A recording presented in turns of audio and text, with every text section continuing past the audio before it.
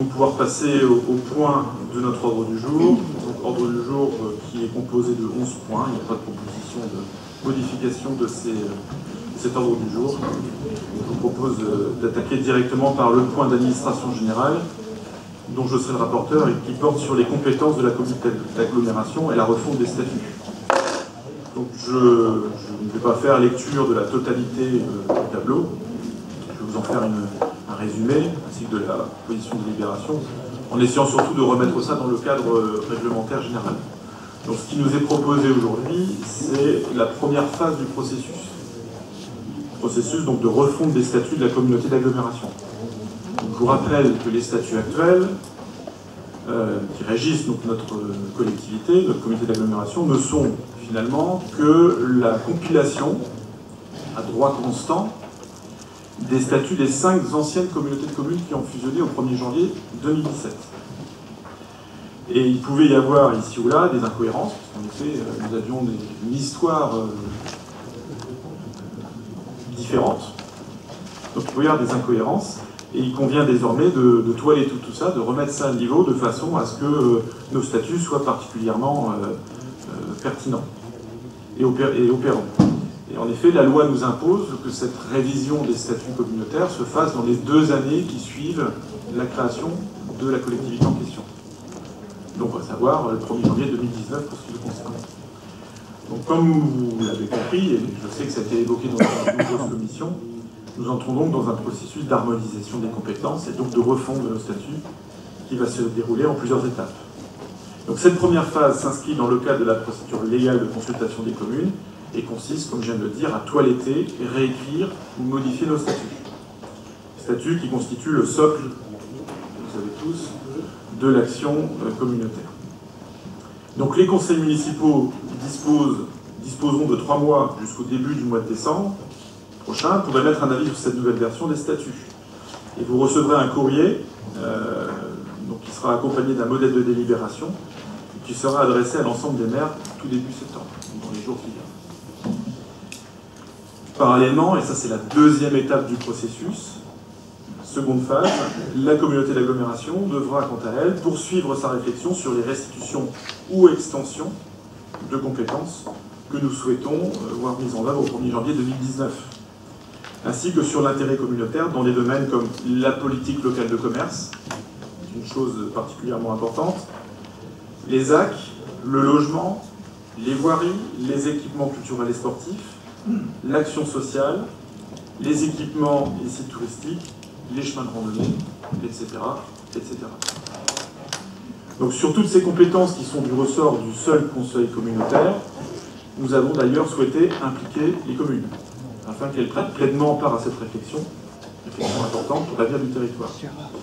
Donc un courrier leur a été adressé, que j'ai signé, en date du 6 juillet, dans lequel vous avez été invité à faire remonter vos souhaits avant le 10 septembre prochain. Juste pour information, aujourd'hui, il n'y a que 13 communes qui ont répondu.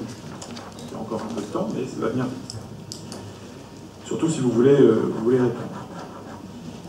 Par ailleurs, pour vous aider dans votre réflexion, nous avons souhaité, donc, à l'échelle du bureau, du comité d'orientation et de la direction générale des services, inscrire dans les tableaux qui vous ont été adressés en italique, pour les compétences concernées, ce que pourrait être la définition de l'intérêt communautaire.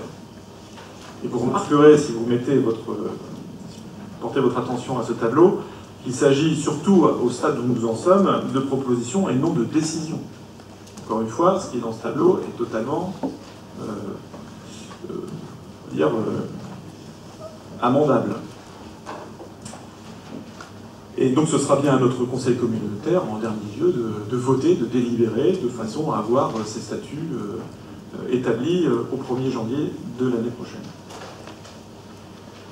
Toutefois, donc, l'ultime arbitrage devra être rendu par l'Assemblée, comme je viens de le dire. Donc ces compétences, qui sont du ressort de l'agglo, sont identifiables dans la note de présentation par la mention agglo, dans la colonne de droite.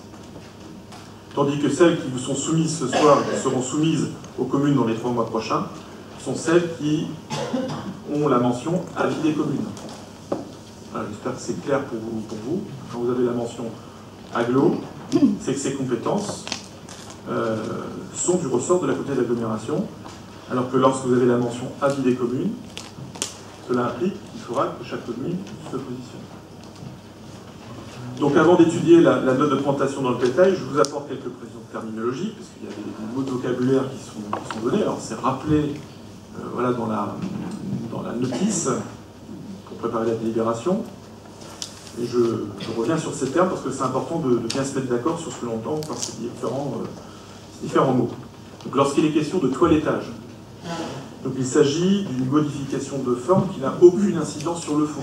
On est bien d'accord, c'est-à-dire que ça participe à la nécessité d'harmoniser les différents statuts qui aujourd'hui sont compilés et qui parfois disaient la même chose de manière différente. On va toiletter de façon à ce qu'on soit bien raccord d'un secteur de la communauté d'agglomération à l'autre. Donc on supprimera les phrases inutiles ou encore on déplacera un morceau de texte pour recouper avec un autre. Un exemple tout bête, c'est la mission de développement économique inscrite à l'article 1.3 et sous-entendu dans la compétence économie dont l'acception est bien plus large. On supprime ainsi le texte, mais on conserve bien entendu la mission au sein des services communautaires.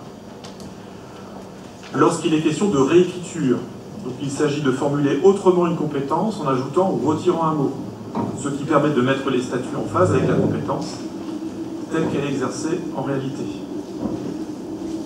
Par exemple, dans l'article C4, il est question de construction de centres de secours, et on va ajouter, avec l'ajout du terme, rénovation.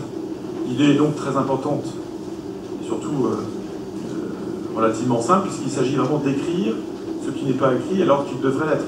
Puisqu'en effet, aujourd'hui, même s'il y a encore des centres de secours à construire sur le territoire communautaire, on est très souvent dans de la rénovation. Enfin, lorsqu'il est question de modification, là, en revanche, il s'agit d'un réel transfert. C'est-à-dire qu'on va bouger la compétence d'une strate à l'autre, dans un sens ou dans l'autre, d'ailleurs, entre la communauté d'agglomération ou la commune. Vous voyez, il y a trois dimensions, le toilettage, la réécriture et puis la modification. Par exemple, en A2.2, transport vers les équipements communautaires, là, il y a une modification à faire. Et on va en parler ce soir. Seules ces modifications seront sujettes à compensation dans le cadre des travaux de la CLEC. Évidemment, il n'y aura pas de CLEC s'il s'agit juste d'un toilettage ou d'une réécriture. Heureusement. Et la CLEC, vous en connaissez bien le mécanisme, puisque nous l'avons déjà vécu dans le cadre communautaire qui est le nôtre aujourd'hui. Donc le toilettage et la réécriture n'appellent théoriquement pas de discussion particulière, puisqu'il s'agit, je rappelle, d'une délibération purement formelle. Il peut y avoir un débat s'il y a besoin d'explications. Encore une fois, a priori, c'est une question de langage et de formulation. L'objectif de la démarche est à terme de permettre à chacun des élus, comme des concitoyens qui ont accès à ces statuts, de voir plus clair dans notre pouvoir d'action en faveur du territoire. Donc ce soir, nous avons, dans ce cadre général, 2 points à examiner, à débattre, qui méritent donc une attention particulière. C'est un premier point qui porte sur la question du transport vers les équipements culturels et sportifs, premier point, et un deuxième point sur le nettoyage des plages. Concernant la sécurité en baie, qui avait fait l'objet de débats et de discussions dans une commission qui était présidée par Vincent Bichon, il avait été question de restitution de la compétence aux communes. Il y a 2 communes concernées, Saint-Jean-de-Thomas et Mont-Saint-Michel, avec la NSNSM. Là, je parle de la compétence sécurité, propreté des plages. Alors, je te laisse la parole. C'est aussi tout simplement parce qu'elle était couplée, sécurité en baie avec donc le nettoyage des plages. On n'a pas pu arbitrer, nous, il était uniquement question du nettoyage des plages.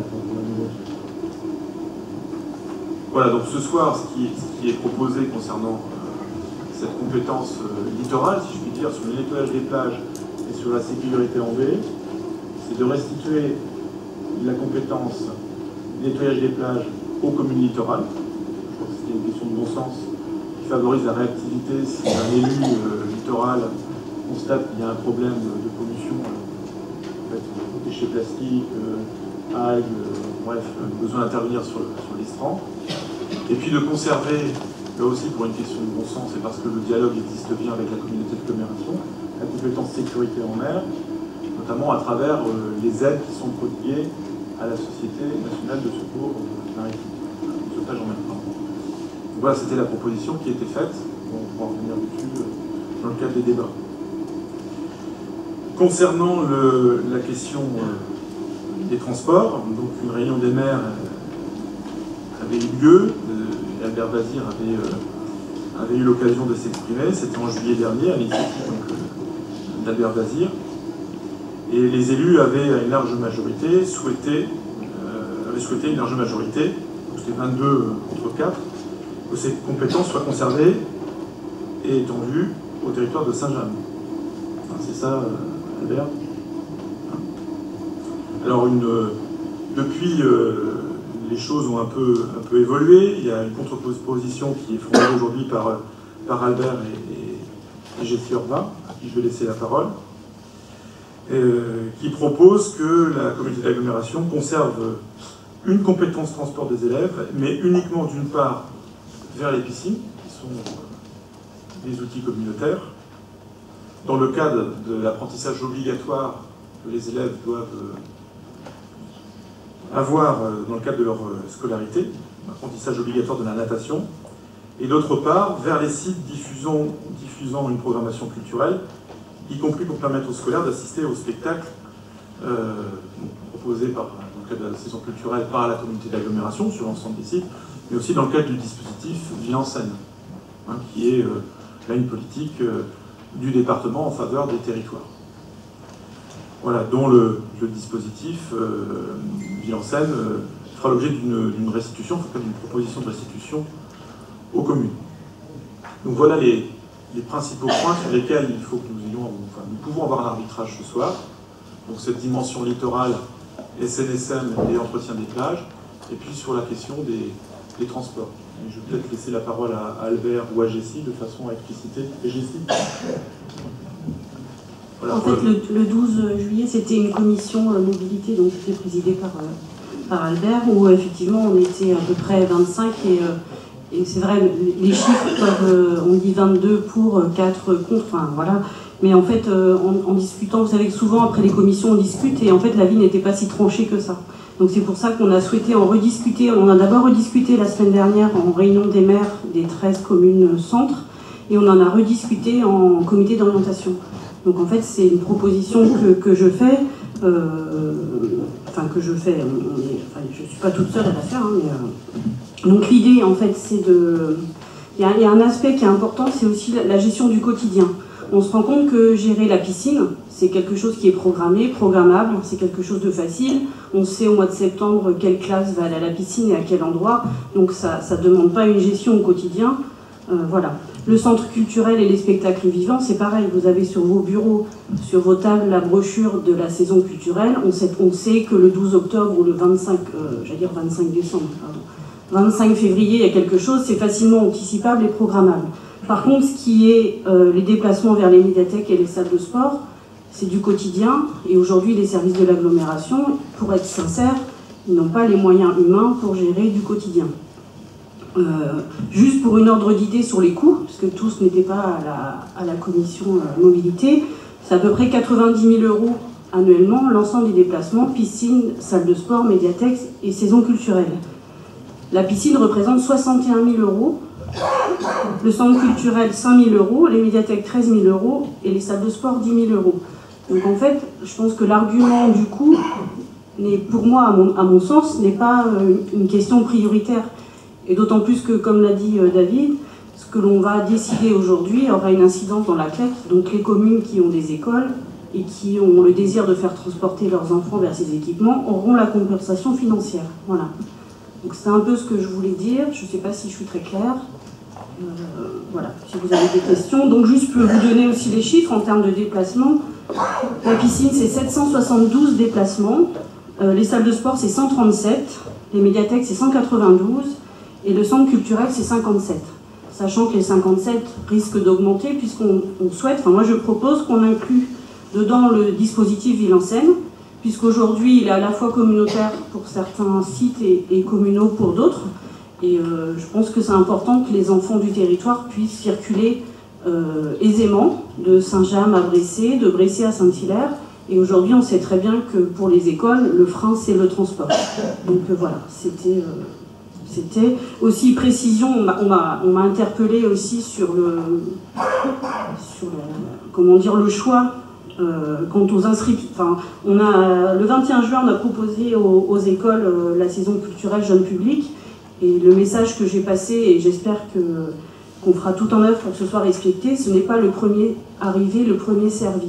Donc on envisage de réunir la commission culture ou une sous-commission culture pour travailler sur la répartition des spectacles pour l'ensemble des écoles du territoire.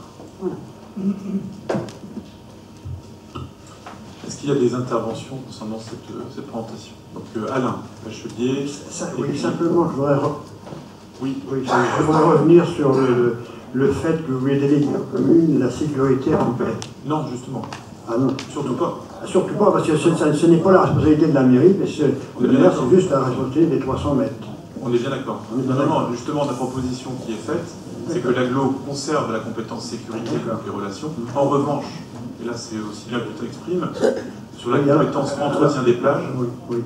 Alors en ce qui concerne l'entretien des plages, effectivement, la proximité peut être, je suis d'accord. Mais une fois par an, par rapport au matériel, on sollicitait des fois l'agglomération. Est-ce que ce service-là pourrait être maintenu? Une matinée, quoi. Alors pourquoi pas? Tu peux solliciter du matériel à la communauté d'agglomération, comme tu peux solliciter une tondeuse. Non.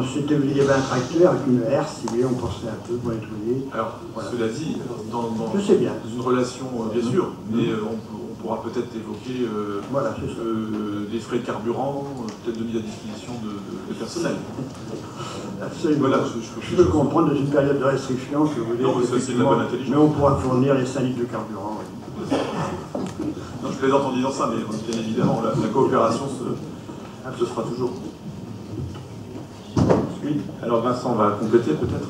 Juste pour préciser, si vous observez, donc c'est dans le cadre des compétences optionnelles, et puis c'est donc dans la case B2.3, et c'est complètement couplé, nettoyage de la plage et sécurité en baie, prévention, base SNSM, tout ça est dans le même article, et pour le coup, il faut le découpler, parce qu'en commission environnement, on n'a parlé que du nettoyage des plages.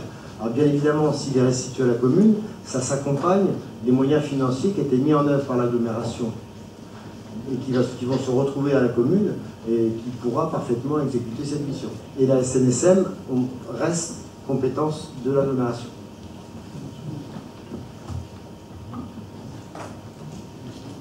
Tout à fait, c'est ça. Donc, notre vote portera bien sur une délibération modifiée faisant état de cette découplement. En fait. Est-ce qu'il y a d'autres interventions? On peut même évoquer d'autres domaines de compétences que nous n'aurons pas. Alors il y a Xavier Tassel et puis ensuite Marie-France et puis Philippe. Donc Xavier, vas-y, commence. Et Michel Gérard Joly, Michel d'abord, Xavier, Marie-France Bouillet et puis Philippe Aumouet. Bon, moi je commence. Vas-y. Jessie et Albert, juste une petite question concernant les aménagements. Je crois que le dispositif Ville en Seine a été proposé en retour de compétences vers les communes. Si effectivement ce retour est effectif, que se passe-t-il au niveau des transports? Sachant que là, pour le coup, on risque d'avoir une absence de transport vers la culture. En fait, il est clair que la culture, c'est une des compétences peut-être les plus compliquées, même si ça ne semble pas, c'est une compétence partagée. C'est-à-dire que contrairement aux déchets où l'agglo est seul maître à bord, la culture, chaque commune, chaque PCI est en mesure de l'exercer. Donc il est bien clair que dans les statuts, moi j'insiste pour que le dispositif Ville en Seine soit inscrit dans le marbre. C'est-à-dire que ce soit communautaire ou communal, que les enfants qu'on puisse continuer à financer le transport, puisqu'on parle de spectacle vivant avant même de parler de la compétence. Voilà. Et aujourd'hui, jusqu'au mois de janvier, Bressé, Isigny, un peu Saint-Hilaire et Saint-James sont intercommunaux. Donc de toute façon, mais la réflexion est venue en parlant aussi, en essayant d'avoir un système équitable pour l'ensemble du territoire, puisqu'on sait très bien que là où il y a Villencène, c'est là où prioritairement il n'y a pas de saison culturelle de l'agglo. Donc il faut être équitable, et c'est pour ça que moi j'ai souhaité que Villencène rentre dans ces transports. Donc c'est bien pour dire que ce n'est pas une histoire de coûts, puisque les coûts inévitablement augmenteront. Aujourd'hui on a 5 000 €, on risque d'avoir un peu plus, donc c'est aussi un choix que l'on fait aujourd'hui, peut-être de mettre 1 000 € de plus ou 1 500 € de plus pour transporter les enfants. J'avais aussi une deuxième question concernant les piscines. On a un vaste territoire et parfois les piscines les plus proches couvertes ne sont pas celles de la communauté. Comment on agit dans ces cas-là?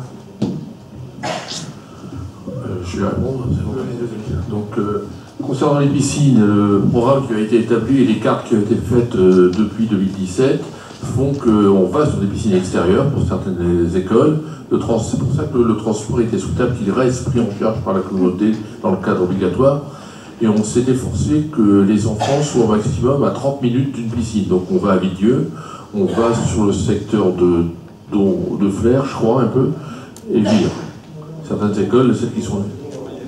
Et Goron également. Voilà. On a conservé de façon à ce que le transport soit équitable, mais il est pris en charge par la communauté. Juste dire que c'était pas si facile que ça, faire le planning, quand même, c'était facile, mais c'était pas si facile.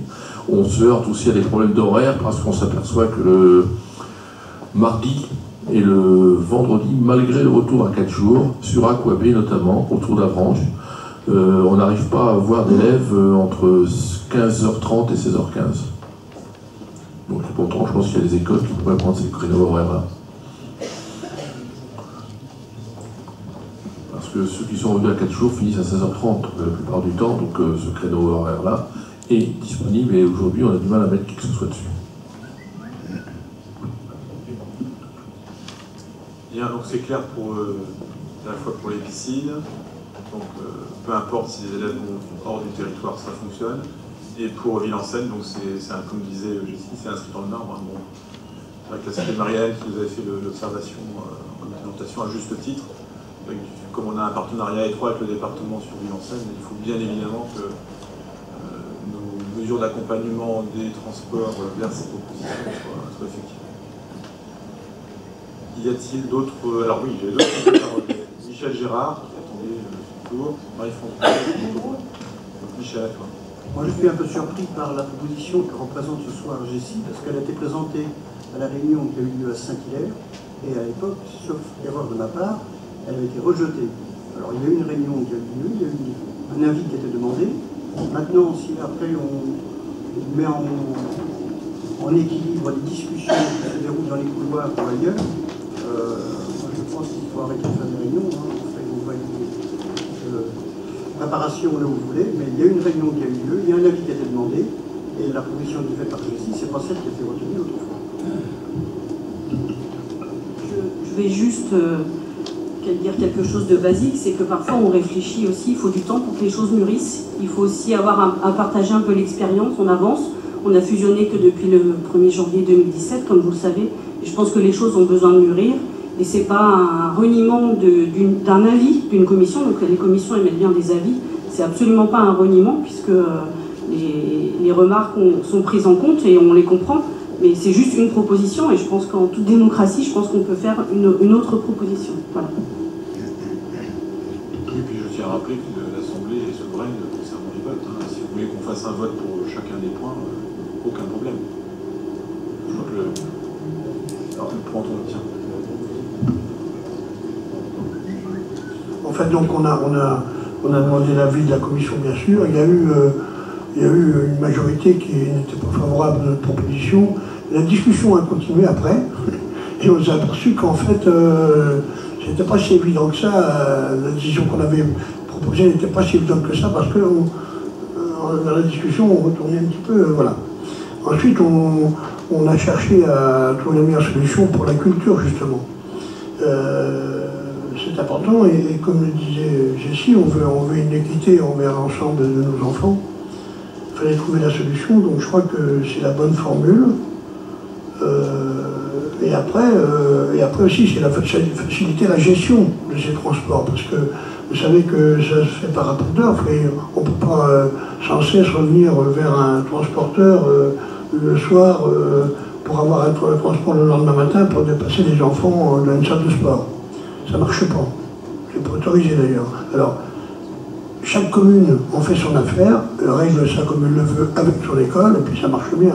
C'est ce qui se passait d'ailleurs précédemment, c'est ce qui se passait, mais voilà, on a surtout cherché à avoir vraiment une équité sur l'ensemble de notre territoire pour les enfants, concernant surtout le développement culturel sur notre territoire. Voilà. C'est pour ça qu'on est arrivé là à la fin. Bon, c'est cette proposition qui est faite, après voilà, c'est l'Assemblée qui décide. On est commission, c'est surtout pour échanger, pour donner des avis, c'est important, comme tu le dis Gérard. Après, on a bien vu que voilà, il y a un petit flottement, et bon, on revient, on recherche, et puis on arrive à cette proposition finale, voilà. Pour toujours dans l'intérêt de l'enfant, c'est ça, voilà. Marie-France, Philippe Aubray et puis Colette. Oui, moi je voulais revenir vers le transport, vers les équipements culturels. Est-ce qu'il y aura un regard ou un règlement concernant le nombre de possibilités d'accès pour que ce ne soit pas toujours les mêmes classes qui bénéficient de ce transport? Parce que je crois que c'est important que toutes les classes qui en ont le souhait puissent en bénéficier. Et le second point, c'est vrai que moi je regrette que ce ne soit pas maintenu communautaire pour l'accès vers les médiathèques.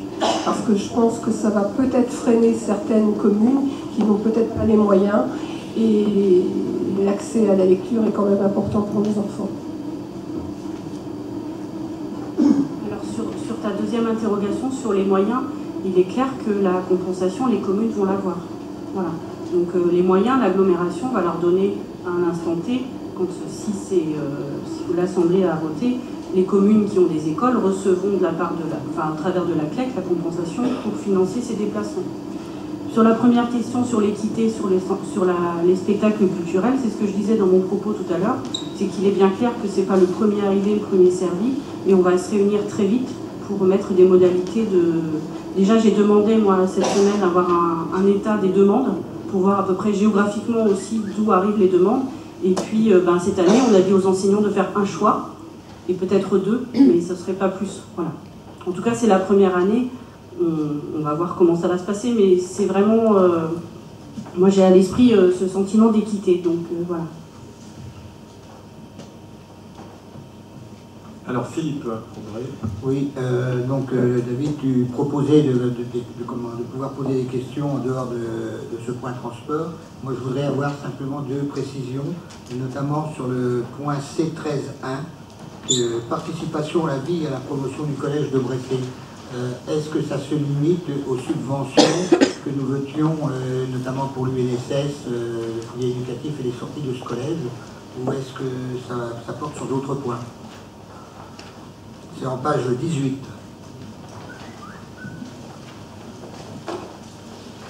Alors, tu dis c'est le C. 13.1. Page 18. Donc, participation à la vie et à la formation du collège de Brécé. Il y a Denis qui lève là. Et Denis, tu as l'élément de réponse, c'est parfait. Oui, j'ai un élément de réponse. C'est-à-dire qu'en commission action sociale, comme c'était le seul collège qui restait à recevoir les subventions pour la vie, participation à la vie et la promotion, tous les autres collèges avaient été déjà remis aux communes, moyennant la CLEC. Donc il a été proposé en commission action sociale que, comme il ne restait plus que le collège de Brécé, et je me demande s'il n'y a pas une autre école sur Saint-James, que ça revienne aux communes, l'Immaculée, je crois, et que ça revienne aux communes à travers la CLEC, les sommes qui ont été votées à l'instant T, les subventions d'aujourd'hui soient maintenant décidées par les communes. C'est donc uniquement... On s'arrête que sur ça. Ce sont que les subventions. D'accord, merci. Et ma deuxième question, c'est simplement c'est le mot complété, c'est en page 14, concernant l'aménage le point C2.1, concernant qu'il est proposé de restituer certains équipements aux communes qui en ont fait la demande, l'espace Pierre à Guiton. Donc il est précisé à compléter, compte tenu que dans la colonne de gauche, on énumère effectivement quelles sont les infrastructures de l'espace Pierre à Guiton, et du fait que c'est marqué à compléter agglo, j'aurais voulu savoir si nous pouvions disséquer les infrastructures qui sont proposées à la page précédente, ou est-ce que c'est entièrement toutes ces infrastructures? À compléter veut dire quoi? Alors, je pense que la mention à compléter, concerne la liste. C'est-à-dire que la liste n'est pas figée, n'est pas exhaustive. Il y a encore un travail d'identification de certains équipements qui pourraient être améliorés. Donc, encore une fois, la mention à compléter est pour ça.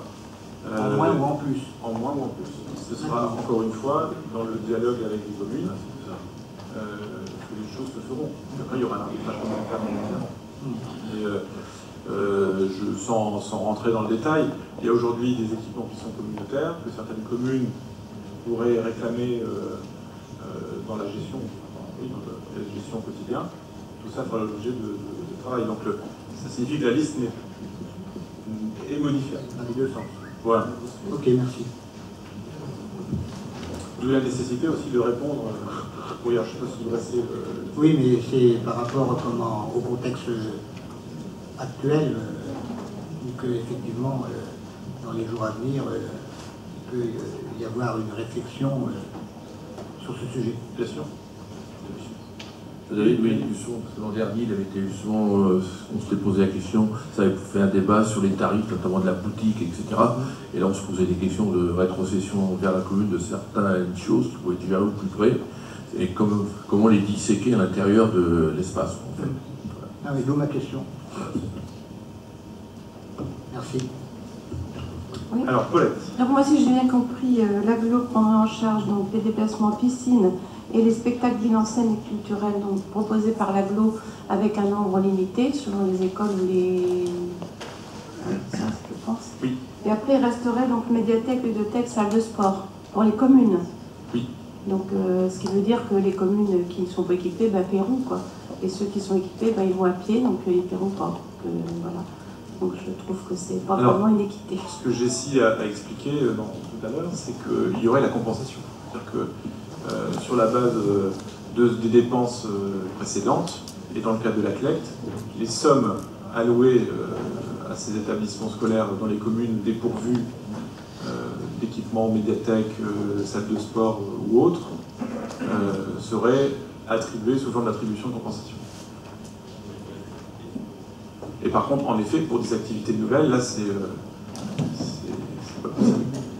Il y a Marie-France Bouillet qui va prendre. Par rapport à la compensation, elle se fera si l'école est déjà allée à la médiathèque ou à la salle de sport. Si l'enseignant, les années précédentes, ne souhaitait pas y aller, que le nouvel enseignant veut aller à la médiathèque, c'est la commune qui paiera, il n'y aura pas de compensation.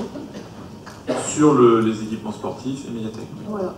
Donc il n'y a pas vraiment de compensation. C'est que s'il y a déjà eu... Que s'il y a des pratiques existantes. Après, j'ai le sentiment que la plupart des écoles, traditionnellement, allaient vers ces types d'équipements.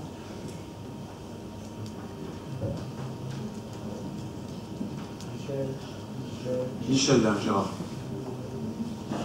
Alors, je voudrais rappeler comme Albert, mon prénom c'est Michel, parce que s'il m'appelle Gérard, je l'appelle Basile. Je reviens sur les transports. Il y a une petite différence avec ce qui se passait avant, c'est qu'il y a quelques années, nous avions tous des petits transporteurs locaux avec qui il était facile de traiter. Aujourd'hui, il y a 2 ou 3 groupes, et quand vous allez traiter au sein d'une communauté d'agglo, vous avez un certain poids. Quand vous allez traiter au nom d'une petite commune, je peux vous dire que bien souvent, ces transporteurs ont du mal à vous écouter. Alors, Albert disait tout à l'heure qu'il y a difficulté à s'accommoder du jour au lendemain de transporteurs. Je pense que la communauté d'agglo a un marché qui facilite effectivement la gestion de ces transports. Alors, oui Michel, donc les transporteurs, il y en a qui travaillent pour les gros groupes, et qui sont plus intéressés et qui prennent moins cher quand ils travaillent directement pour nous que de travailler avec les gros groupes. C'est là la difficulté. Les appels d'offres sont pris par des grosses entreprises qui après sous-traitent et ils gagnent plus de kilomètres en sous-traitant à l'entreprise Carré Public que s'ils gèrent eux-mêmes. Ça c'est sûr, j'ai la preuve, chez moi d'ailleurs. dans ma commune, puisque j'ai un transporteur, il sous-traite pour quelques entreprises, sur un territoire assez important d'ailleurs, et quand je lui demande un déplacement, je suis moins cher que ce qu'il prend autrement. Ça, c'est garanti, hein, c'est clair. C'est le cas effectivement de Sourdeval qui a encore son transporteur. Il y en avait sur Saint-Jean, il y en avait sur Lucé, qui ont disparu. Oui, parce que quand on diront, on fait du côté militaire. Par expérience, les enseignants m'ont rapporté ça. C'est vrai que pour discuter avec les transporteurs aujourd'hui, même si vous avez Faro à Avranches et Rouillard, c'est un gros groupe. On n'arrive pas à traiter facilement avec eux. Ou alors à des prix anormaux. En fait, quand on se déplace dans des salles sportives, par exemple, c'est des déplacements qui sont au coup par coup, qui ne sont pas prévus en début d'année scolaire. Et donc, du coup, on peut pas on a des difficultés parce qu'il faut refaire les prix, il faut trouver des prix pour des suppléments, des avenants, etc. C'est la difficulté, c'est que quand on a bien ciblé les déplacements qu'on aurait avec les piscines, avec la culture, etc., on peut faire des marchés. Mais au coup par coup, on ne peut plus les faire. Alors voilà, c'est la difficulté. Alors, et après, au niveau de la gestion administrative pour l'agglo, ça va être un sacré travail et il va falloir trouver du personnel pour gérer ça. Voilà. Quand on peut gérer au début de l'année scolaire, ça va bien. S'il faut gérer au coup par coup pendant l'année scolaire, c'est très compliqué. Je ne sais pas comment y arriverait d'ailleurs. Hein, voilà. Bon, là, après chacun. Mais... Et puis donc du coup, les maires avec leurs écoles, le directeur d'établissement scolaire, ils prennent leurs responsabilités. Ils ne sont pas obligés d'accepter à chaque fois, parce qu'il y en a qui demandent beaucoup des directeurs d'établissement. Il y en a qui sont raisonnables et qui demandent ce qu'il faut pour que leurs enfants soient bien. Mais autrement, il y en a qui exagèrent un peu trop, si on les laisse faire, ils exagèrent. Donc aussi, à nous de dire notre mot, voilà. Alors après, je sais bien que pour les transports, il faut trouver la solution, mais bon... D'ailleurs, on sera d'ailleurs obligé, vous verrez, à l'avenir, puisque ceux qui n'ont pas de transport, malheureusement n'ont pas de transporteur dans leur localité, ce sera d'acquérir des minibus. Voilà, on demande déjà pour les sports, les sociétés sportives nous demandent à outrance. Pour les écoles, il faudra y arriver aussi, d'ailleurs, ce sera un service commun d'ailleurs. Mais on devra, nous, les communes, investir dans des minibus ou des moyens de transport qui seront propriété de la commune. Sinon, on aura toujours des problèmes. Alors voilà, moi, c'est mon avis personnel. Moi, je crois que là, on voit la différence qu'il y a entre les communes canton et les petites communes rurales. Je ne vois pas la commune de Pouilly, pour ce qui me concerne, acheter un minibus. Ah non, mais... Godin, ils avaient des époques, Marseille ne va pas acheter des chasse-neige parce qu'ils n'ont pas tout. Ou alors chez les communes nouvelles, comme me dit mon voisin de gauche, là. ou alors, attendez, les communes voisines qui doivent aller sur une commune centre, et on s'organise, hein, chacun finance un petit peu, et puis c'est bon. Hein. La solidarité entre les communes, entre les maires, elle existe. Mais elle n'est pas assez travaillée. Alors il faut la travailler, puis on arrive à ces solutions-là, voilà. Puis on travaille ensemble, et puis c'est très bien de se rencontrer de temps en temps entre maires pour décider certaines choses, voilà. Bon. Moi c'est mon avis aussi, mais moi après, peut-être que je rêve, mais bon. Non, je ne rêve pas, parce qu'on le fait déjà, voilà. Et ça c'est un président. Oui, Daniel Furcy. Le SIEB, le syndicat intercommunal des écoles de l'Abbé, a eu un part. Et je peux vous garantir que ça ne rapporte pas. Et il faut le procès, c'est de l'entretien, c'est procès mine, tout ça. Alors là, si vous investissez là-dedans, vous en souhaitez. Merci. Nous, on est peut-être une petite commune, le SIEB, c'est un groupement de 3 communes, mais on sait ce que c'est que d'avoir eu un cas parce qu'on en a acheté un. On sait de quoi on parle. C'était pas une affaire. Et on l'a revendu.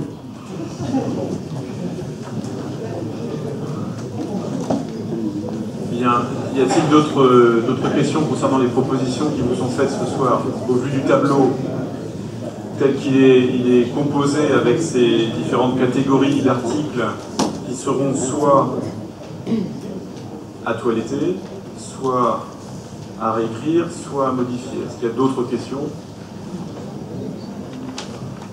Oui.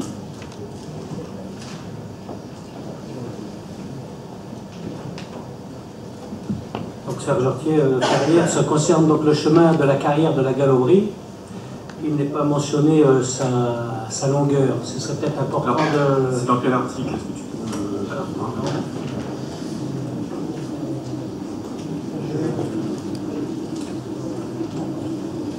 En B1. C'est en B1, voilà. B1. Parce que c'est un peu particulier, ça dessert donc la carrière et une habitation. Donc il y a deux distances distinctes, à savoir que le total du chemin, il est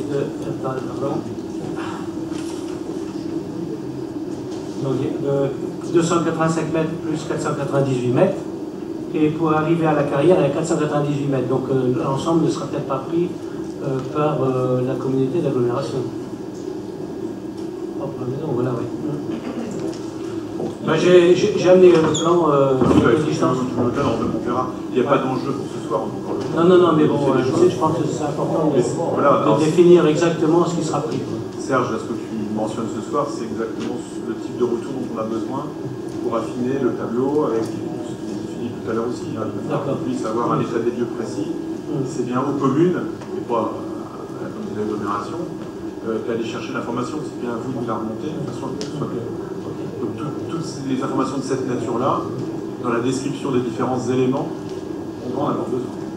Après, dire, même s'il y a un oubli au 1er janvier sur ce type de choses, on peut amender, évidemment. D'accord. Mais autant qu'on puisse avoir un document global avec nos statuts le plus précis possible de la réalité. C'est évident. Merci. Xavier. Juste, alors, déjà, on va essayer de vous présenter nos excuses puisque on va vous rendre votre courrier le 11. Ah, il y a eu un petit décalage, comme vous l'avez signé au début.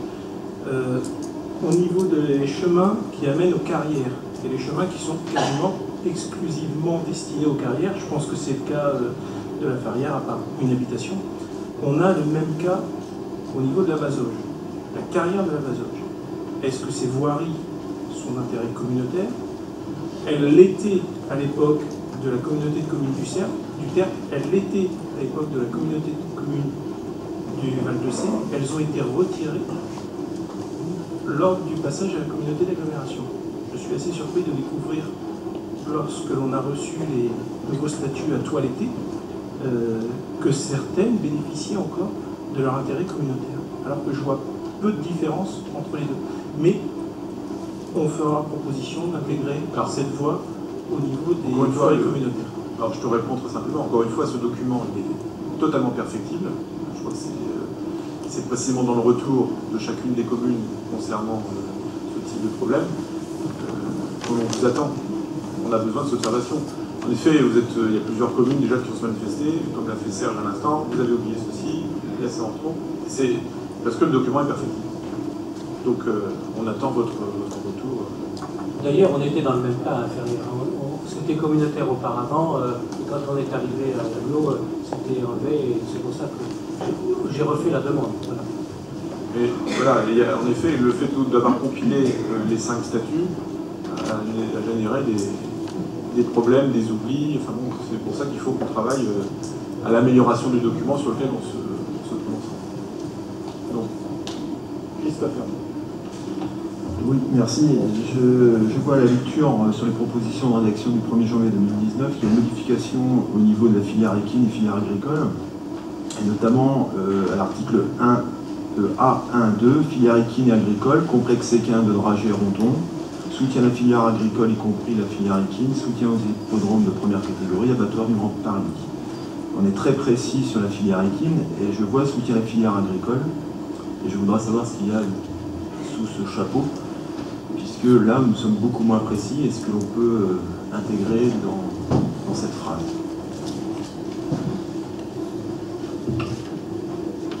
Alors c'est clairement en effet quelque chose qu'on pourrait détailler, c'est à voir. Alors ça relève en effet d'une compétence économique, qui fait partie des travaux du comité restreint, de voir jusqu'à quel point on accompagne la filière agricole dans la mesure de nos compétences, sachant qu'il y a d'autres collectivités aussi qui aident la filière agricole. Donc, je ne sais pas, Denis, si tu veux avoir un oui, exemple. Je crois qu'on a eu la réflexion déjà en comité de direction, on s'est posé la question, il faudrait qu'on fige ou qu'on encadre bien ce soutien. Après, il y a des propositions qui peuvent revenir des communes justement pour limiter et pour que ça soit figé. qu'on n'aille Donc, pas... il faut profiter de cette réécriture pour cadrer, oui, cadrer la chose. cadrer Mais peut-être que je vois qu'elle était appliquée sur les anciennes communautés de communes du Val-de-Cé et du Mortanet. Peut-être qu'on peut avoir des explications sur ce qui était fait. Alors c'était notamment des subventions commises. Voilà, c'est ça. C'était des subventions aux commisses agricoles. Les concours d'arrondissement. Et c'est vrai que là, il y a un vrai arbitrage à avoir, puisque on voit bien, selon les pratiques, selon les secteurs, ce sont soit les communes, soit les anciennes communes de communes, donc la commune d'Amélie aujourd'hui, aident ces concours agricoles. Peut-être qu'il faudrait donc être précis, l'écrire. C'est une bonne remarque, on va l'être. D'autres remarques ou questions? Oui, Michel Gérard. En ce qui concerne l'article A5.1, c'est la gestion des milieux aquatiques et prévention des inondations. Donc je vois que Monsieur le Préfet de la Manche souhaitait que soient inscrits dans les statuts des éléments de mission relatifs à la GEMAPI. Je comprends pourquoi. Quand je lis la défense contre les inondations, alors je pose une petite question qui ne va pas surprendre. Dans l'hypothèse où les deux barrages de Vezin et la Roche-les-Bois sont à raser, est-ce que la communauté de communes pourra supporter les conséquences qui pourraient intervenir en cas de crue? Alors, arasement ou pas, de toute façon, les crues existent partout. Donc, déjà l'arasement, pour l'instant, on n'y est pas. On y va, mais on n'y est pas, à mon avis. Non, mais on écrit les statuts. Bien sûr, je sais bien. De toute façon, la GEMAPI, c'est quelque chose qui est cadré à l'échelle nationale et c'est obligatoire, bien évidemment. Donc, tout type de crue, s'il y en a, quelle que soit leur origine, seront à prendre en considération dans le cadre de cette compétence. Est-ce qu'il y a d'autres prises de parole? Alors sur la GEMAPI, juste un point. Donc en effet, on va rentrer dans le vif du sujet dans les jours qui viennent. Je peux peut-être laisser la parole à Vincent, mais on a prévu d'organiser à l'échelle des pôles territoriaux des réunions d'information sur la façon dont on compte traiter à l'échelle communautaire cette prise de compétence. Qui, comme vous le savez, il suffit de lire les médias nationaux, comme les Gazette des communes ou autres, inquiète l'ensemble de la communauté des élus nationaux. C'est quand même, là encore une fois, une charge supplémentaire qu'on fait peser sur nos collectivités. Vincent, tu veux dire un mot? Oui, juste pour préciser, donc on passera dans tous les pôles territoriaux pour débattre de cette question. Il y aura une présentation qui vous présentera les enjeux de la taxe GEMAPI. Mais pour revenir un petit peu sur ce que disait Michel tout à l'heure, David a donc envoyé un courrier au préfet pour qu'on puisse acter, puisqu'on est en phase de préparation du travail de cette gestion GEMAPI, pour qu'on puisse faire acter que 2 PAPI, donc 2 plans d'action prévention des inondations, vont être actés sur notre territoire. Un qui va être commun avec les Bretons, qui ira de Cancale jusqu'à Roche-Torin, qui va être un PAPI qui va découpler les inondations fluviales des submersions marines, parce qu'on est sur un littoral anthropisé, il y a des digues partout. Et le deuxième PAPI prendra bien en compte l'histoire des barrages de la Célune, qui ne dépendent pas de nous, c'est un dossier État. Et lui, il va conserver, coupler les inondations fluviales et les submersions marines. Et ce PAPI ira de Roche-Torin jusqu'à Saint-Jean-de-Thomas. Voilà, on demande au préfet de valider cette proposition. Merci Vincent. Alors Christophe et un mot. Donc là, cette fois-ci, je vais revenir sur les actions sociales d'intérêt communautaire, et notamment sur la nouvelle écriture, où on voit que pour le périmètre de l'ancienne communauté de communes avant Mont-Saint-Michel, on exclut les temps périscolaires, enfin on exclut les TAP, et sur d'autres communautés, sur d'autres périmètres, on inclut les TAP. Est-ce qu'il n'est pas temps de pouvoir harmoniser tout ça et de se dire, surtout au vu aujourd'hui du nombre d'écoles qui sont restées aux 4 jours et demi, il serait intéressant de revoir l'écriture et d'exclure l'ensemble du territoire des TAP. Je cède la parole aux spécialistes. Oui, alors c'est une discussion qui a déjà été abordée au niveau de la commission action sociale. Alors, en ce qui concerne le territoire, c'est vrai qu'on a 4 régimes différents sur le territoire. Bon, on n'a pas voulu précipiter les choses parce qu'à la rentrée 2019 était basée sur la possibilité pour ceux qui voulaient une dérogation de repasser à 4 jours. Eh bien, il fallait demander la dérogation. Par ailleurs, il y avait un plan mercredi qui est apparu et dont on a eu simplement les éléments des décrets et arrêtés qui sont parus très tardivement. Et donc aujourd'hui, on rame partout où il faut essayer de rattraper ce qui n'a pas été fait et ce qui aurait pu être fait au printemps, puisqu'on en a parlé dès le mois de février, et puis on s'est rendu compte que ce n'est arrivé que fin juillet. Alors, la dernière commission, on s'est dit, on se donne l'année 2019 pour réfléchir à la meilleure cohésion possible sur l'ensemble du territoire, sachant qu'on aura toujours un régime de 4 jours et demi dans certaines écoles et un régime de 4 jours dans d'autres, et qu'il faudra harmoniser un certain nombre de choses. Aujourd'hui, le souhait de l'État, c'est de passer en périscolaire tout ce qui est du domaine des garderies, cantines, pauses méridiennes pendant le temps scolaire, donc le midi, et également le mercredi dans son ensemble, pourrait passer en périscolaire avec des financements adaptés et qui, si les communes s'en occupent bien, pourraient être tout à fait avantageux pour les communes. Alors il faudra qu'on se décide à un moment ou l'autre de savoir qu'est-ce qu'on met dans le périscolaire, est-ce qu'on garde des compétences communautaires au sein du périscolaire ou non, et si oui, quelles seront celles-ci. Et je crois que c'est tout le débat qu'on a engagé dans l'année qui vient, et on ne veut pas se précipiter parce qu'aujourd'hui sur le territoire c'était impossible de donner une réponse cohérente dans un délai aussi court. Et je crois que les souhaits de tous, ça a été de dire au moins toutes les communes qui sont concernées par les écoles et par les rythmes scolaires auront à travailler cette question-là. Et moi j'inviterai prochainement tous les maires qui sont concernés à venir travailler sur ces questions-là. Ça, c'est bon, la réponse te convient? Est-ce qu'il y a d'autres prises de parole avant qu'on passe au vote? Alors, il y a Roland Carreau et Xavier Tassel.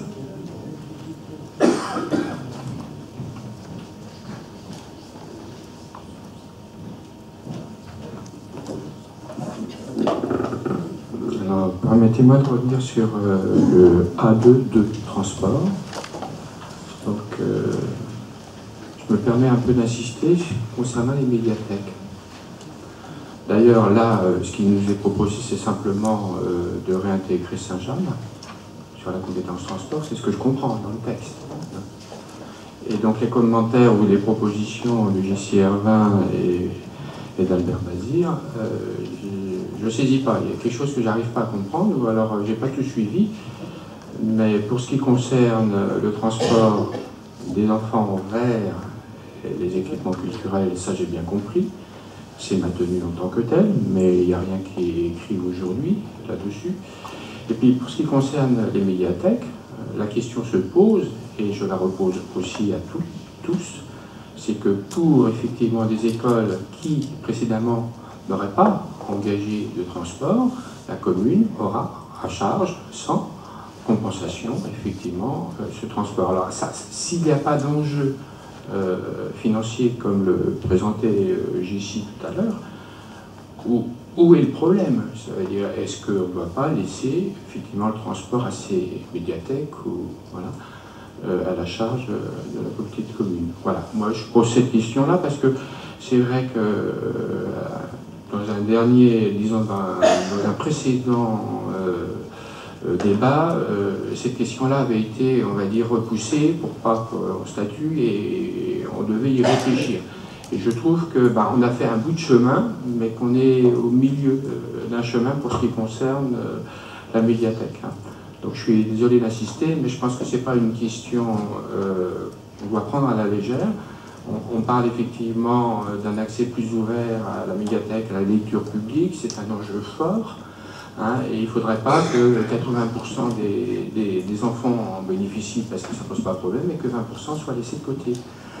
Et donc voilà, je pense qu'on doit faire preuve d'ouverture. Bien sûr, ça peut engager quelques frais supplémentaires, mais si l'enjeu est faible, pourquoi fermer? Voilà, c'est la question. Mais merci, puisque vous avez un peu avancé sur le sujet, et peut-être qu'il n'est pas complètement abouti. Merci. Jessie, est-ce que tu as des observations? Non, moi j'ai pas d'autres explications à donner. Après, je rappelle quand même que la compétence scolaire en majorité est du relève communal. Donc soit on prend du côté de l'école, soit on prend du côté de la culture. La porte d'entrée peut être différente d'un côté ou de l'autre. Moi j'ai une pensée, voilà, maintenant après tu ne la partages pas, je peux le comprendre, mais voilà. J'ai une question un peu provocante, en imaginant que ce soit un événement de la saison culturelle qui se déroule dans une médiathèque. Le transport est pris en charge. C'est ça en fait, c'est la notion d'événement qui implique la prise en charge d'un transport. Alors que la médiathèque, voilà, d'où la définition, on a essayé de définir l'événement. C'est-à-dire que c'est vrai que la médiathèque est ouverte tous les jours, en libre service, si je puis dire. Donc la gestion, en tout cas les choix qui permettraient de dire telle école, en effet, peut bénéficier d'un accompagnement, seraient plus difficile à faire. Alors sur une date, un événement, un spectacle, au moins c'est clair. Ça, là, je pense que, enfin, je fais peut-être maladroitement l'écho de la réflexion qui a été conduite par les uns et les autres, mais je crois qu'on en est là. C'est-à-dire qu'on n'emmène pas les gens à la piscine, enfin les enfants à la piscine, on les emmène dans une piscine pour apprendre à nager. Ça relève de choses qui sont clairement définies. Xavier. Alors, il y avait une petite crainte de pas mal de nos élus qui se posaient la question dans le contexte budgétaire actuel et dans ce qui était transcrit au niveau du transfert de compétences du coefficient d'intégration fiscale.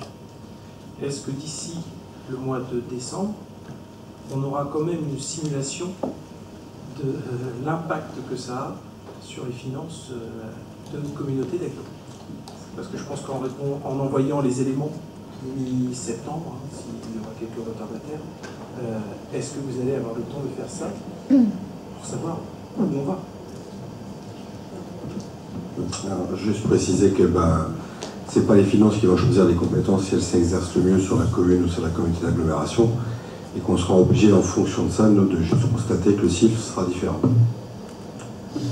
On ne peut pas anticiper ce qui va être choisi en termes de compétences et l'impact sur le CIF, mais si, parce qu'on ne va pas choisir les compétences en fonction du CIF non plus. Ce que je veux dire par là, David, c'est qu'on va vous envoyer, les communes doivent vous envoyer des propositions d'ici le 10 septembre de ce qui est intéressant de reprendre et ce qui n'est pas intéressant de reprendre. Donc à partir de là, on peut quand même faire une simulation de ce qui pourrait être retransféré et conservé. Je te parle d'une simulation. Et donc calculer l'impact que ça aurait. Moi, je pensais que en 15 jours, ça me paraît délicat, parce que si tu as du patrimoine qui est transféré, si tu as des compétences, quelles sont les charges aujourd'hui sur telle ou telle compétence, parce qu'on n'aura pas forcément les informations des communes, en 15 jours, ça me paraît délicat. J'ai parlé avant fin décembre. Ah, d'accord. Où j'ai peut-être ma langue à fourcher et j'ai parlé de septembre. D'accord. Comme on rend le 10 septembre, d'ici le mois de décembre, où on aura quand même à statuer à la fin, jusqu'à fin décembre, est-ce qu'on pourrait avoir ces simulations? Là, ça te laisse un peu plus de temps. Oui, écoutez, on essaiera d'avoir l'estimation. Sachant que le CIF baissera fortement, de toute façon, parce qu'on avait une période dérogatoire pendant les 2 premières années de fusion des 5 collectivités. On sait qu'il sera déjà à la baisse l'année prochaine.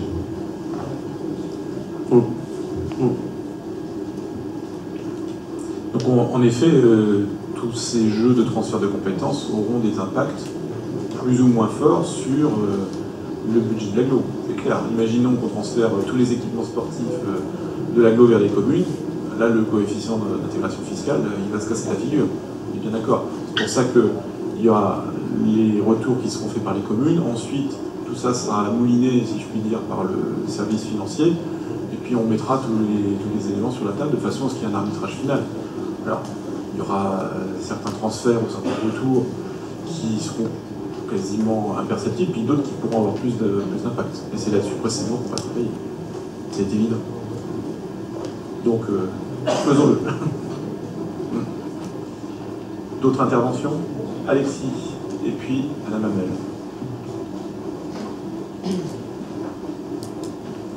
Oui, moi je veux revenir sur la taxe Gemapi.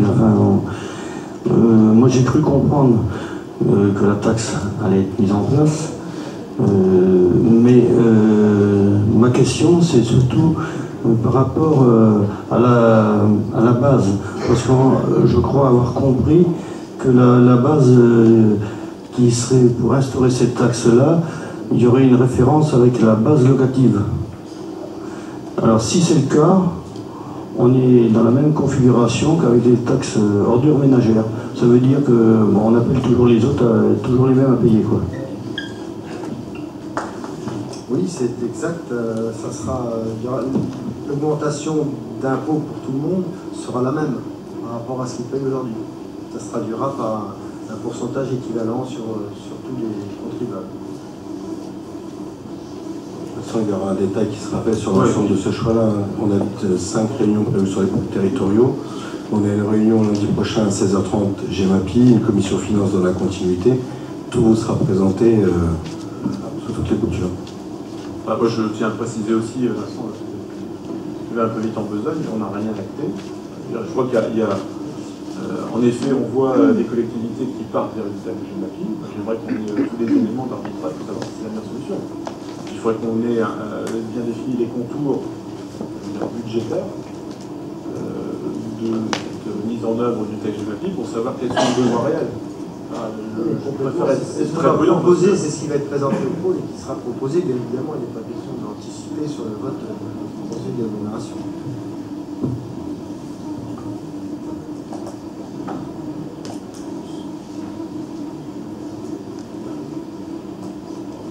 Tu prends un micro, Alexis. Puis, alors, juste pour compléter ce que je disais, le temps que tu prennes le micro, c'est qu'il faut qu'on soit tous au clair sur ce qu'inclut la taxe GEMAPI. Parce que pour beaucoup, la GEMAPI, c'est simplement les questions littorales.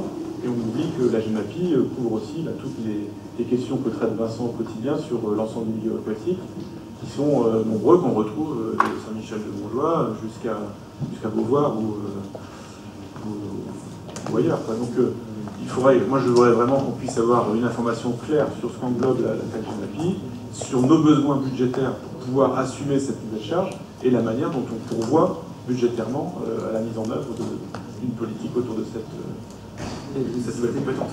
Exactement ça, hein. Ça reprendra tous les contrats et les politiques contractuelles qu'on avait sur tous les bassins versants, de la cellule, de l'amont à l'aval, sur la C, le programme pluriannuel qui est en cours. L'intégralité des missions dédiées au milieu aquatique seront intégrées dans cette taxe, si toutefois c'est pour le conseil d'agglomération la valide.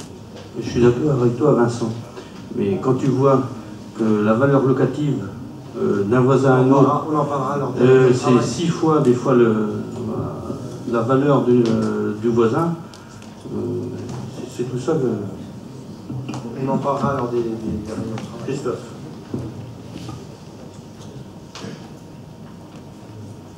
Je reviens sur le point de transport collectif parce que effectivement moi aussi ça me gêne. Je vois qu'aujourd'hui la communauté d'agglomération peut faire un effort sur l'apprentissage à la natation, un début d'apprentissage à la culture, on laisse tomber l'aspect sportif. Il me semble que dans le cadre de l'image de la collectivité qui est notre territoire, de notre communauté d'agglomération, il faut qu'on appuie fortement sur la culture et qu'on puisse intégrer dans cette proposition de Mme Orpin les sites de médiathèques, de bibliothèques. L'éducation nationale a abordé ce point il n'y a pas très longtemps et c'est un enjeu fort pour les enfants de pouvoir avoir un apprentissage très rapide à la lecture. Et si nous, de notre côté, nous commençons à retirer des lieux comme les médiathèques qui peuvent être un outil fort pour cet apprentissage, eh bien, je trouve ça dommageable. Bon, le sport, je comprends qu'on puisse peut-être chacun dans nos communes respectives où nous avons des sites scolaires le pratiquer.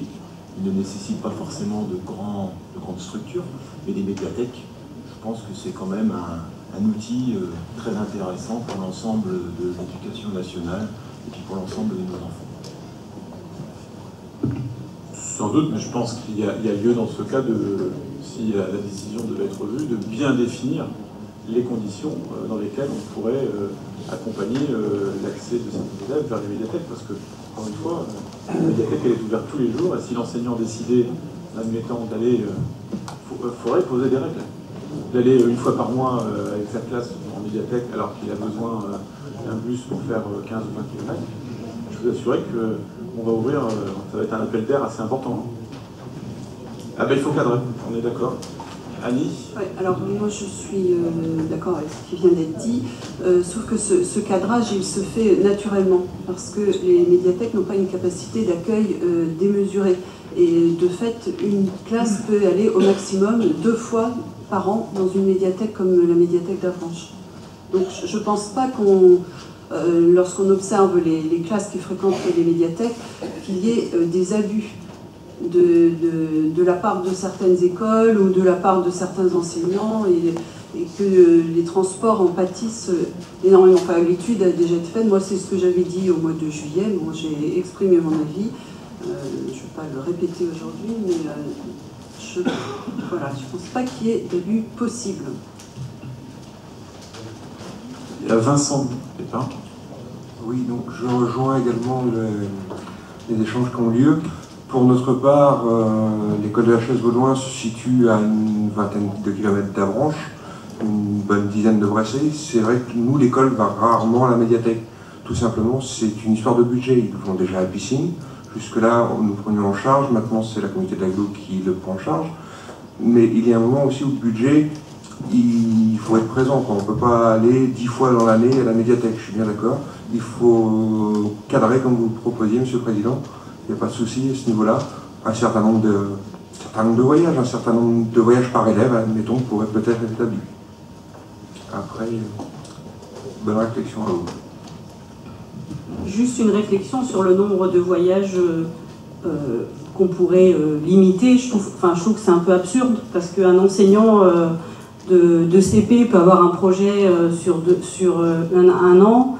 Enfin, je veux dire, une année ne fait pas l'autre, un enseignant ne fait pas l'autre. Enfin, je pense qu'il y a des enseignants dans la salle et ça, enfin voilà, ils savent. Je suis aussi maire adjoint aux affaires scolaires, donc je participe aisément et avec assiduité au conseil d'école. Et voilà, c'est une année ne fait pas l'autre. Donc, on va dire à une école, bah, cette année, une classe, vous avez le droit à 5.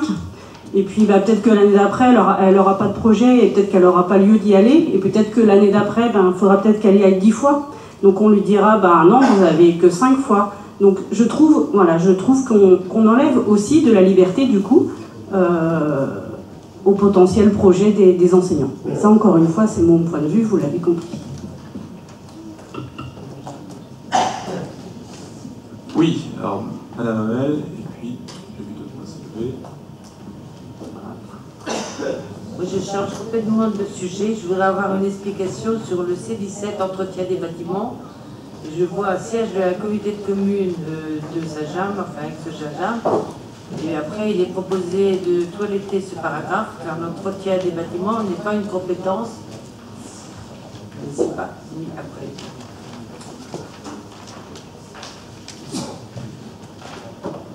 Parce qu'il fait bien partie de la communauté d'agglo, je ne vois pas pourquoi. Oui, c'est juste parce que l'entretien des bâtiments communautaires, c'est pas une compétence, c'est une obligation. Ah oui. Donc il n'y a pas besoin de laisser ça dans les statuts. Ben pour moi, je ne sais pas pourquoi ça a été dit. Et... Ah bah ça c'est l'héritage, Oui, non, mais je ne sais pas pourquoi. C'est-à-dire que dans les statuts de l'ancienne communauté de communes de Saint-James, on avait mis dans les compétences communautaires l'entretien des bâtiments communautaires. Oui. Sauf que d'un point de vue, les autres communautés de communes n'ayant pas mis cette mention-là dans leur statut. D'accord. Ouais. Mais ils l'entretiennent quand même. C'est-à-dire comme c'est une question de bon sens, c'est évident que la communauté d'agglomération entretient ces bâtiments. Donc ça pourrait être supprimé. Voilà, l'idée, c'est la proposition, c'est de supprimer la phrase. La phrase, pardon. C'est juste ça. On est bien dans la question du toilettage. Bien, il va falloir qu'on puisse arbitrer les propositions qui sont faites ce soir. Donc dans le projet de délibération, celle qui est proposée ce soir, vous avez 3 catégories, vous voyez, qui ont été résumées. Donc on a extrait les cases dans lesquelles vous aviez l'avis des communes. On attend là pour le coup vos retours. En revanche, dans les compétences obligatoires, vous voyez qu'il y a plusieurs mentions de toilettage ou de réécriture qui sont proposées, avec simplement, dans ce chapitre compétences obligatoires, à la ligne A2.2, transport vers les équipements. Là, voilà, ce qui est proposé, c'est ce qui a été indiqué, ce qui a fait l'objet d'un débat. Si je continue donc dans le chapitre compétences optionnelles, on a principalement des points qui font l'objet d'un toilettage, une proposition de toilettage, et puis la modification de la ligne B2.3, nettoyage des plages, sécurité en B, pour laquelle nous pourrions émettre un avis, avec ce découplement que nous avons évoqué en début de point, découplement de la sécurité en B qui, je regarde Alain Bachelier pour qu'on soit bien d'accord, resterait une compétence communautaire, tandis que l'entretien des plages, le nettoyage des plages, reviendrait aux communes. Vous êtes bien d'accord? Voilà ce qui serait proposé là-dessus. Sur les compétences supplémentaires, nous n'avons que des mentions de toilettage et de réécriture. Voilà, jusqu'au point C19. Voilà, donc le projet de délibération, c'est d'adopter cette liste avec les modifications qui sont faites. Néanmoins, je conçois qu'il y ait étant donné qu'il y a des débats sur certains points de détail, je propose éventuellement de dissocier les points. Je pense que c'est au moins le point sur le transport scolaire. Je pense que d'un point de vue légal, on est dans les clous. Donc ce que je vous propose, c'est de voter sur le point qui concerne la baie du Mont-Saint-Michel avec ce découplage de la notion de sécurité et d'entretien. Donc je rappelle, un point sur la sécurité qui resterait de compétences communautaires. En gros, c'est l'aide apportée à la SNSM aux 2 stations de la baie du Mont-Saint-Michel. Et puis, deuxième volet de cette proposition, donc l'entretien des plages qui retournerait aux communes concernées, ayant des plages, bien évidemment. Donc si vous voulez bien, on peut procéder à un premier vote sur cette proposition. Donc là, on est bien sur le chapitre compétences optionnelles, avec la modification qui est proposée de la ligne B2.3. Voilà, donc si vous êtes favorable à cette proposition, c'est la touche numéro 1, défavorable la touche numéro 2, et l'abstention la touche numéro 3. Alors, voilà, on va remettre le titre dans une forme convenable.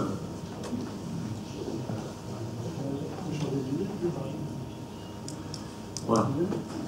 Donc le titre est modifié et le vote peut commencer.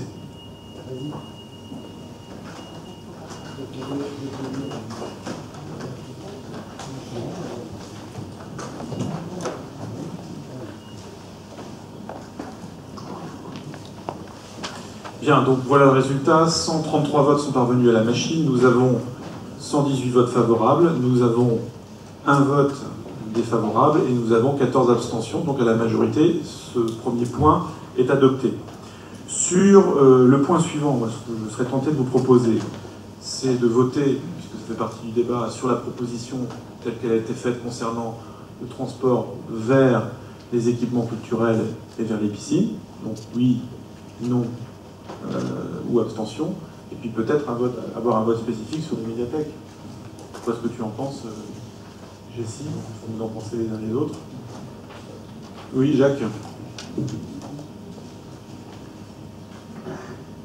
Je pense que par rapport aux médiathèques, on peut avoir une position de bon normand. Je crois qu'on peut établir, comme pour le reste, un quota de prise en charge vers la médiathèque. Reste ensuite aux enseignants, s'ils ont besoin de la fréquenter de manière plus importante, de trouver le moyen de fréquenter et de payer le déplacement, soit avec la mairie, soit avec la coopérative, soit avec l'association de parents d'élèves, enfin je sais pas. On laisse la porte ouverte tout en laissant un petit peu de liberté, en donnant quand même une base pour que chaque enfant puisse fréquenter.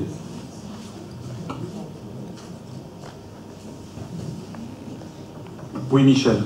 Gérard. Je suis toujours un peu surpris parce que moi j'ai entendu tout à l'heure mes parents dire effectivement qu'au niveau des médiathèques ou bibliothèques, les enseignants vont pas y aller 50 fois parce que c'est limité, l'accueil est limité. Alors je ne vois pas pourquoi on se pose la question sur les quotas. La gestion se fait naturellement par les taux d'occupation qui sont... Non, mais ça dépend. Ça dépend si on le fait simplement au niveau de la classe ou au niveau de l'école, parce que je pense qu'il ne faut pas rentrer dans le détail de la classe, il faut le faire au niveau de l'école, point. C'est à l'intérieur de l'école que ça gère. Mais une même classe peut effectivement, peut-être pour des raisons pédagogiques, y aller 4-5 fois, au détriment, enfin entre guillemets, avec l'accord des collègues qui, eux, passent leur tour pour une raison X ou Y.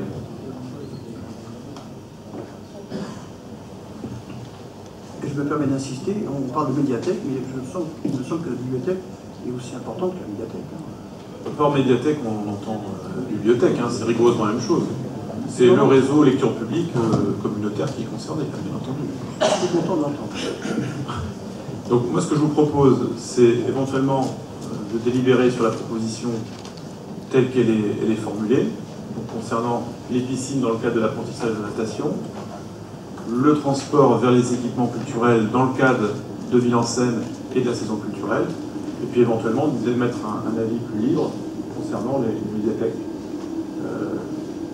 Si vous en êtes d'accord, je vous propose qu'on fasse comme ça. Ça veut dire que la rédaction, ça fait 2 votes. La rédaction que nous avons devant nous n'est pas bonne. Si. C'est-à-dire que...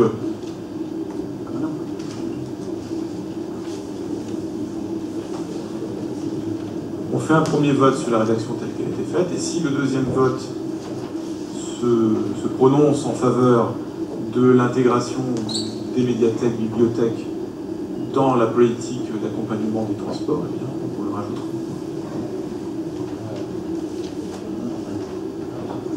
Pour être clair, moi je vois le texte que nous avons reçu, transport collectif des élèves des écoles maternelles et primaires se rendant dans les équipements sportifs, culturels, communautaires, et c'était pour... non, c'était la position initiale. Donc ça donne plus mal. Non. Voilà. Donc premier vote, je le répète, c'est ce qui apparaît sur l'écran, j'espère que vous le voyez tous. Donc compétence de la communauté d'agglomération, 2 points, refonte des statuts, transport vers les piscines et saisons culturelles, Ville-en-Seine. C'est synthétique, mais vous voyez de quoi il s'agit.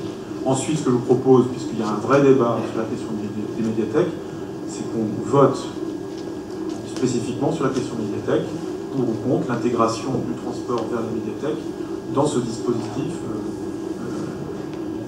transport vers médiathèque et piscine. Donc on va voter 2 fois. Donc on vote une première fois sur le chapitre tel qu'il était proposé, médiathèque et piscine.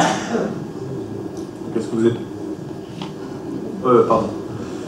Culture, Ville-en-Seine, c'est la saison culturelle Ville-en-Seine et piscine, et puis un vote qui va suivre concernant les médiathèques. Donc si j'ai bien compris, moi si je veux aller vers la médiathèque, je vote non. Non. Je répète, je vais essayer d'être clair, excusez-moi, j'ai bafouillé. Donc le vote que l'on va effectuer maintenant, c'est pour valider la proposition telle qu'elle a été faite par Jessie et Albert. C'est-à-dire que l'AGLO accompagnera les établissements scolaires qui veulent envoyer leurs élèves vers les piscines pour apprendre à nager et vers les lieux de culture où il y aura des événements portés par la saison culturelle et Ville-en-Seine. Voilà, ça c'est le premier vote. Si tu es pour cette proposition, c'est OK. Ensuite, on proposera un autre vote concernant les médiathèques. En gros, si vous êtes d'accord pour compléter cet accompagnement du déplacement des scolaires vers les médiathèques, tu pourras voter favorablement dans le vote qui va suivre. C'est clair? Tu fais oui, voilà exactement. Bien, donc on y va pour la première proposition, transport vers les piscines et la saison culturelle Ville-en-Seine.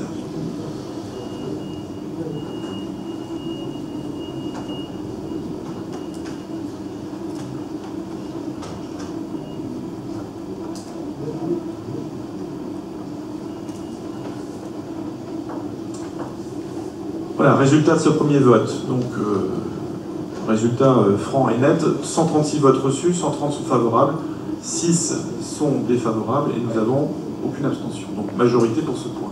Donc, dernier vote concernant ce premier point de l'ordre du jour. Pour l'intégration des médiathèques dans le dispositif d'accompagnement des écoles vers les médiathèques.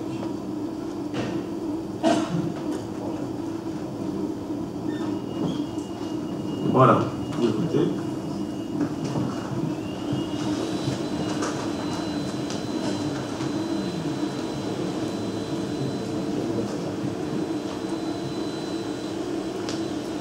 Voilà, donc le résultat, 135 votes reçus. Donc majoritairement, nous avons un vote favorable pour cette intégration des médiathèques dans le dispositif de transport, avec 80 voix favorables.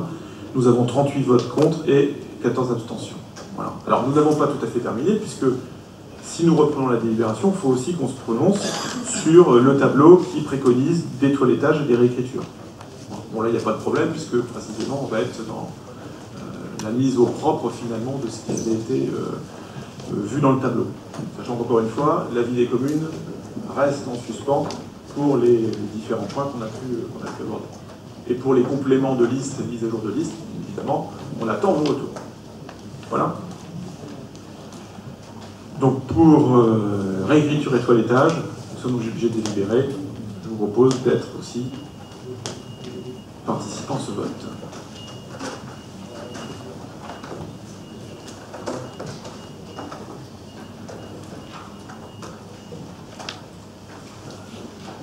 Voilà, 132 votes reçus, 125 favorables, 4 défavorables et 3 abstentions. Je vous remercie. Nous avons donc épuisé ce premier point de notre ordre du jour. Nous allons passer